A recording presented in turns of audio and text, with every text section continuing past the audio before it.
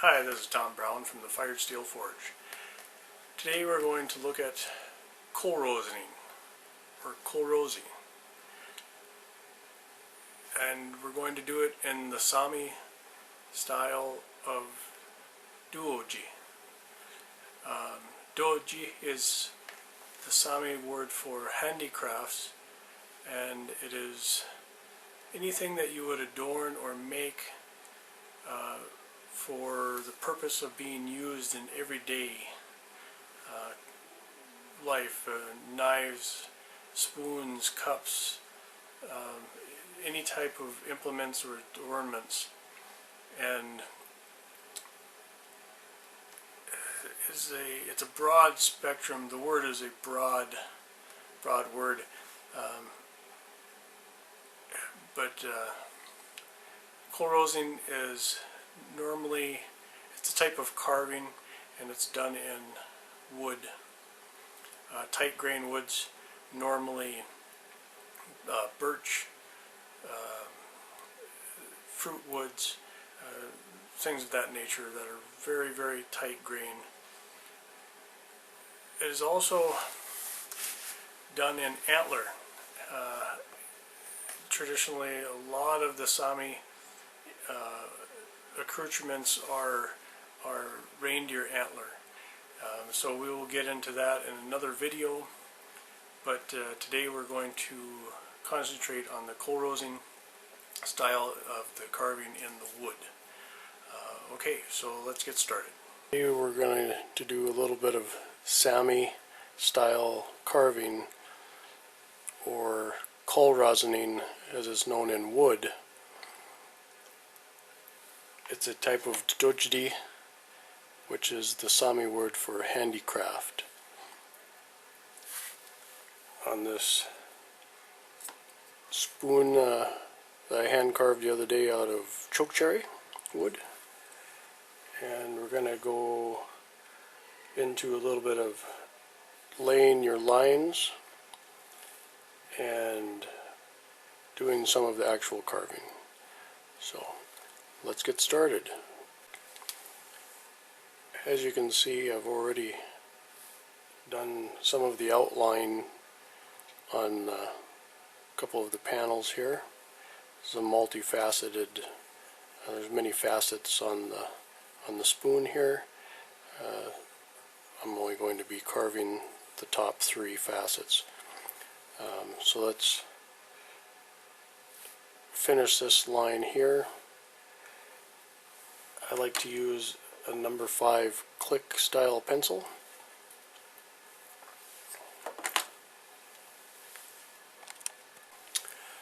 Along with my pencil, I like to keep just a scrap piece of paper around.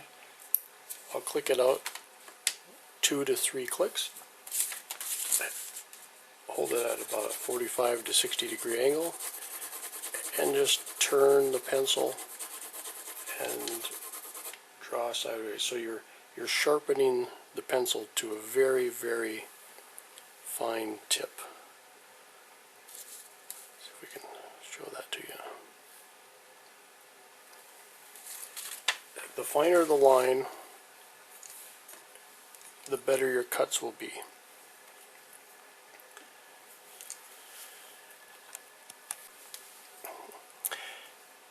If you get used to making fine lines, I believe that your carving will come along faster. Try to get your outlines symmetrical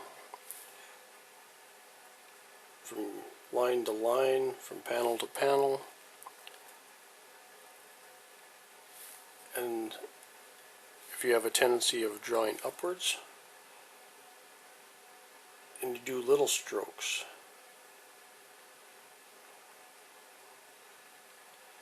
I find for some reason that if you go upwards, you get a more consistent line than if you go downwards. I think it's because when you're going up, you're using your fingers. When you go down, you tend to kind of use, it pulls this muscle in your forearm and you tend to drag the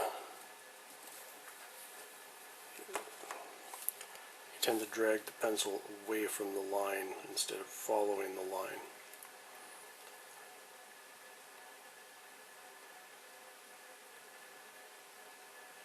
Short strokes work really well. Again, if you go too long of a stroke, it tends to follow away from the line. But if you just nice light strokes, if you feel that it's going off of course, just go back with an eraser. I like these click style multi-length erasers. They're the white ones.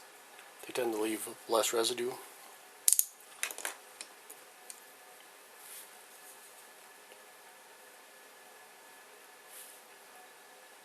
So when we think that we've got everything lined up where we want it, then we'll go back to carving.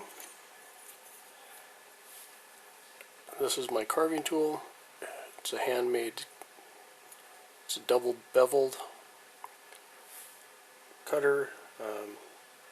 This is a piece of 1095 high carbon, sharpened on 1000 grit Waterstone. It's a little bigger than most people would use. Most Kolrosing knives are a very broad angle, and they're more like a pen.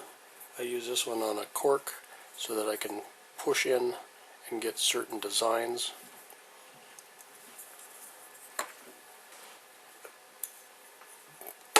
Also, factory Kolrosing knives are pulled normally instead of pushing. But since this is a Sami style, most of the Sami carvings are pushed. You get more control then. It is a slower process, but it's normally done on antler or bone, so it's a harder, more slippery material. So getting used to that control is a benefit, I believe. So we'll start in a line. What we're doing is we're pushing the blade and steering the blade like this. And when you're carving your line, remember that there's two sides to every line. There's an outside and an inside. You know, there's two sides on a line, no matter how thin that line is. So the more accurately you can make your line, again, the more accurate your carved line will be.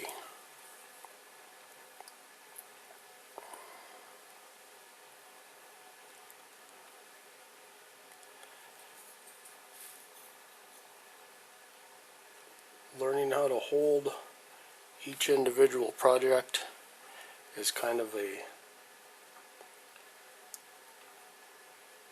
I don't know, it's a practice of its own.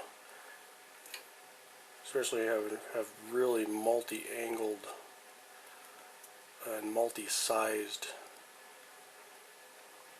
pieces. I find one of the hardest things to do is to carve round objects or oval objects like knife handles when you're going around the stock. Going in line isn't that big of a deal, but when you're going around the stock, the way that you hold the material, it gets really tricky sometimes. It wants to slide out of your hands and your fingers.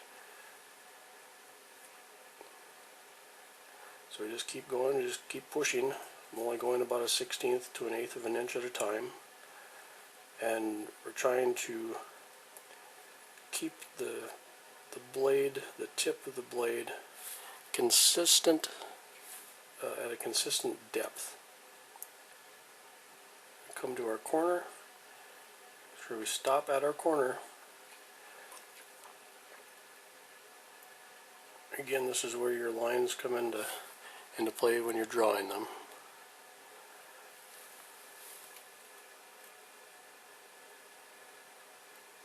When you come to a corner, you need to kind of let up on your on how hard you're pushing it, because you don't want to go over your edge. Now I'm letting off, now I'm not pushing. Lift the tip out of the wood and make sure that this matches where we ended there. Okay, so that's our start on the Sami style Kolrosing on our choke cherry spoon. We'll come back with more videos when we fill in the panels. Thanks for watching.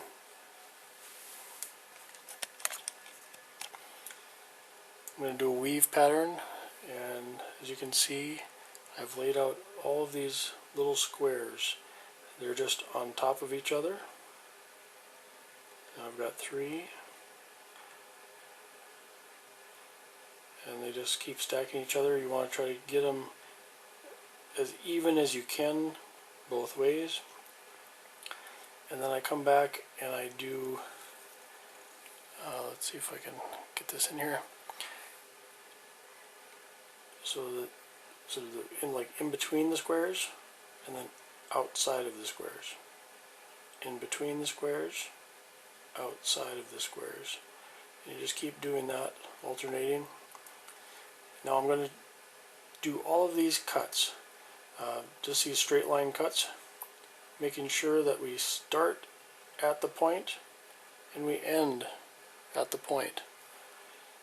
You don't have to worry about actually cutting the square, because when we do all of our lines the other way, it will just naturally get cut. So the most important thing is to remember to start at your points and end at your points. Try not to lift your blade out. You want to push it in, score the line, and pick up. Now the blade isn't going to go in very deep. It's probably only going to be in there about that far. It's probably an 1/8 of an inch, maybe, even if that. Kolrosing, unlike traditional Sami carving, in the antler, the technique is a little different the way that you angle your blade. Kolrosing, you want the blade to always preferably be straight up and down.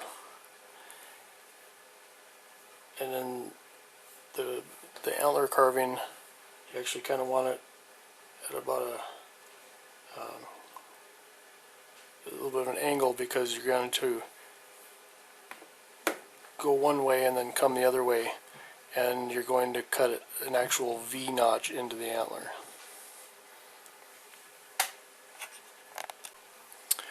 Okay, I've cut most of my lines. We'll finish up here at the top. Hopefully you'll be able to see this. Pushing with this thumb, steering with my hands.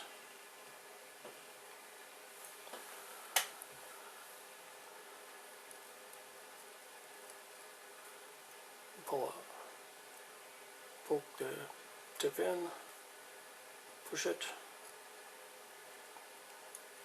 pull it out.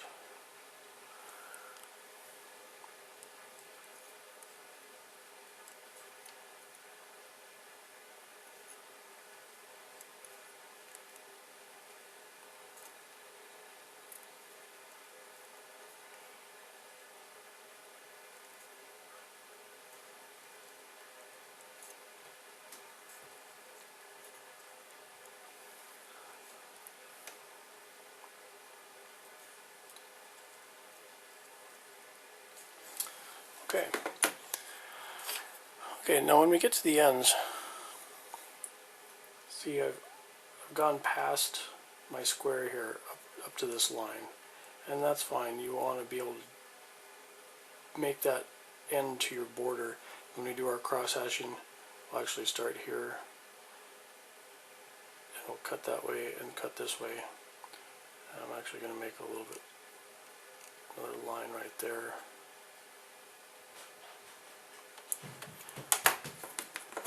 So you have to kind of play around with this for a little bit so that you get all your edges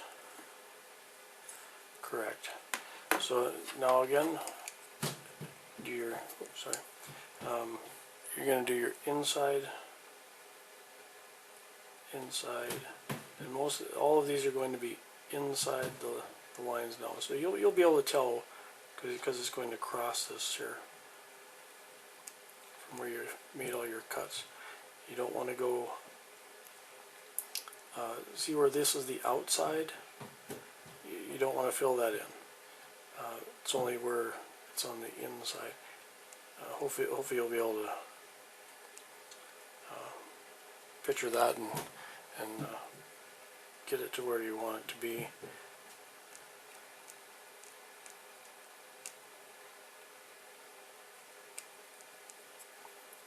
And I'm sorry, I actually do need to fill that one in.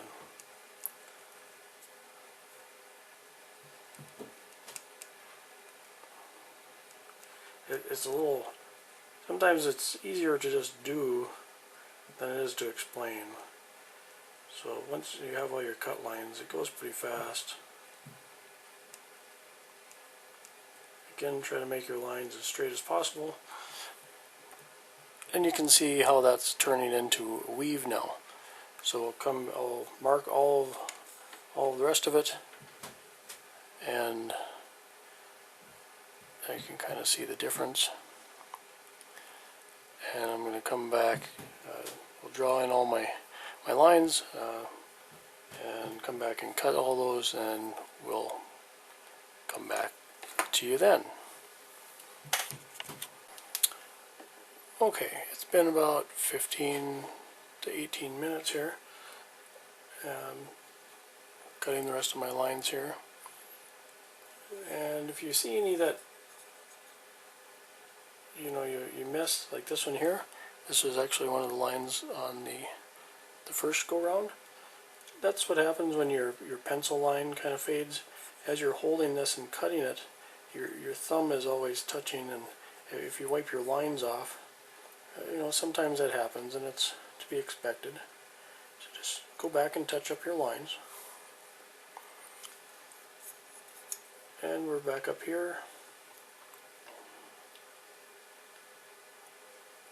Where this line is here, I'm actually dropping it into that groove, making sure I'm straight, and just bringing it into that other line.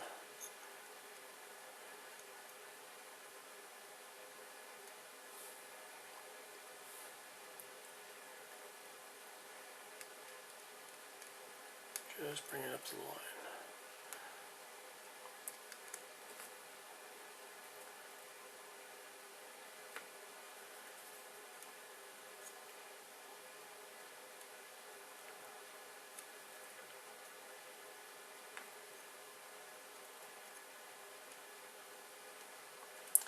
Again, the straighter your lines are when you draw them, the straighter your lines tend to be when you carve them.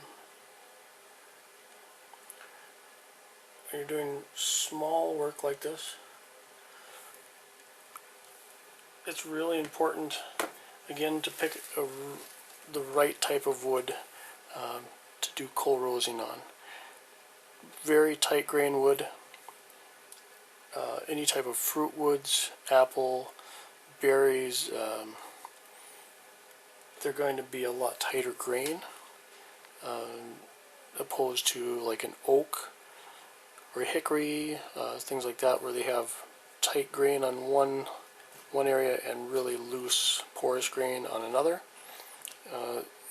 What happens when you do that is your blade, when you're pushing it, it's really hard to keep it consistent because you've got this nice consistent push, and then all of a sudden you're really loose and the blade kind of wants to wander and follow those lines, or it sinks in further and you get a deeper line, less consistent line. So the type of wood is pretty important when you're trying to do a really good quality Kolrosing design.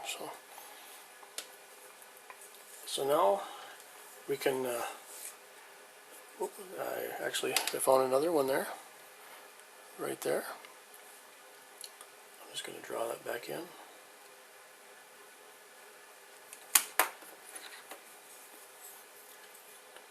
And we'll go back in and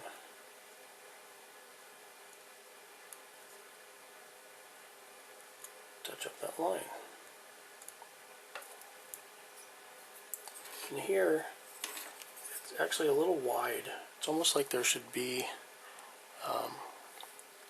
something there. So I'm just going to make a little push mark right between that line. That way it'll soak up a little bit of the pigment and create that illusion that there is going to be a line going that way.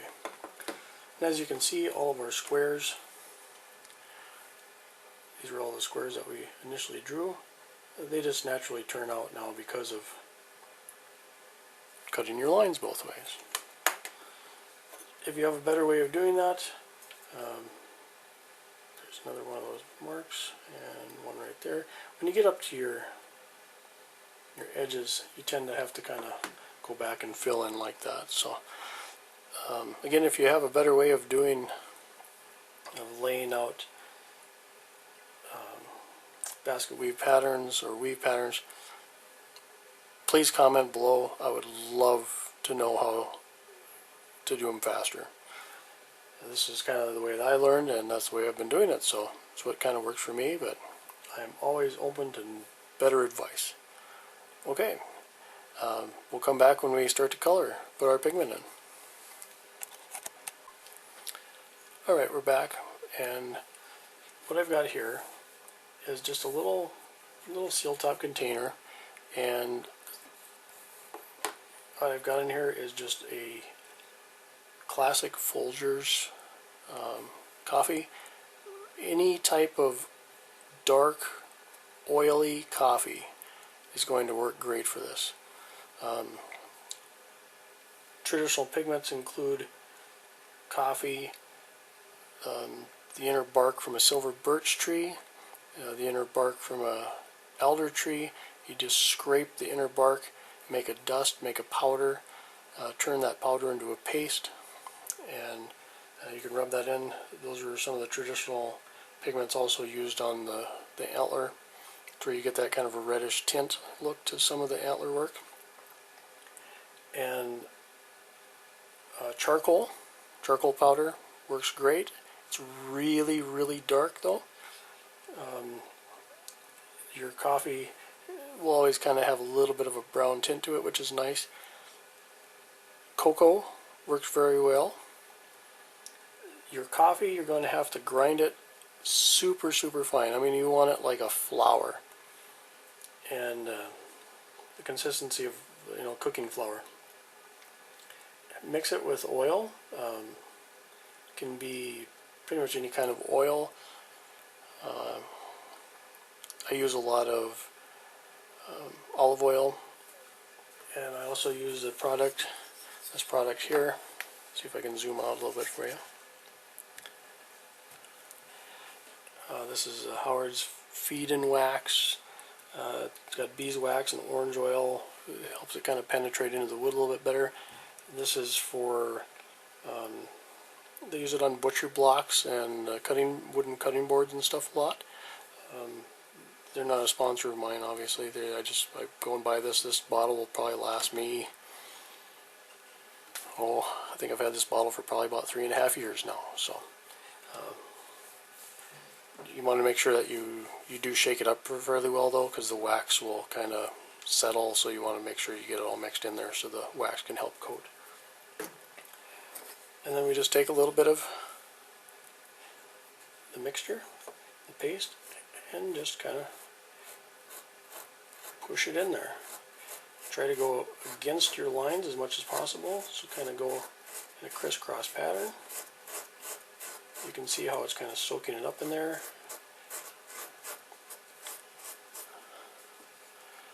Let's see if I can zoom back in a little bit for you.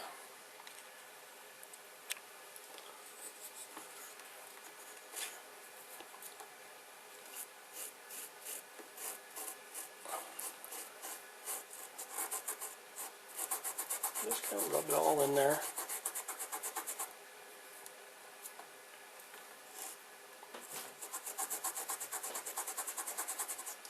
The finer it is, the finer, the deeper it's going to go into your fine cuts. Again, I'm using my knife that I use also on the antler, which is a thinner blade, and compared to a traditional Kolrosing knife. But you get the same results. You're just going to have darker lines with a traditional Kolrosing knife because it's a wider cut, and therefore it will soak up more of the pigment. I like this look. I tend to have more control doing it this way, so this is just naturally what I do. Try to do whatever works best for you, and it's going to take a while to practice, and that's the key in life, is practicing everything. Keep practice. And after we get that in there, I'm going to take a smooth antler. This can be a polished brass rod. It can be the back of a knife if it's got a nice rounded spine on the knife. And we're just going to rub all over our lines.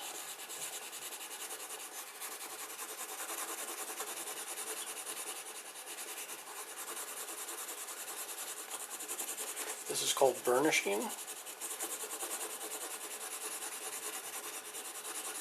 It helps just close up all of those cuts, therefore trapping the pigment into all of the cuts. I'm going to wipe it off a little and just add a little bit more oil. I'm just doing this just as a demonstration here. Normally I would wait to add more of the oil until we're completely done with the spoon. So just to show you how it does kind of stand out more with the oil. So there's the bare side, and you can see where it's more shiny, it's more gleamy from burnishing it, and you've got all of the pigment trapped in there. And you can get as crazy with this as you want to. You can go back and make little lines in the lines. Here's a good example of that. This is a knife handle that we did, and so this is our regular lines, and then we went back in the center of each line and made another line in each one of those. And then in each square we did some fancy work in each square.